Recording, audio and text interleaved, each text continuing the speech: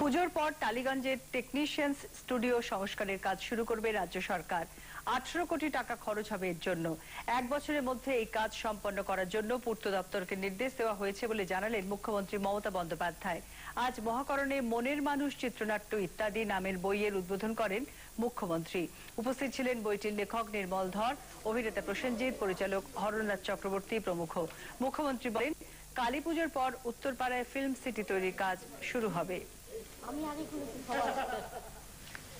আমরা খুব খুশি যে মনের মানুষ শুধু মিলিয়ে যাবে না বা বিলীন হয়ে যাবে না শুধু সিনেমা মানে দর্শনীয় এর মধ্যে, এটা লিখিতভাবে একটা লিপিবদ্ধ থাকবে যা আগামী দিনের আমাদের নতুন প্রজন্ম এটা চিরকাল চিরস্থায়ী হিসেবে এটা রেকর্ড করে রাখতে পারবে। এটা খুব ভালো প্রয়াস।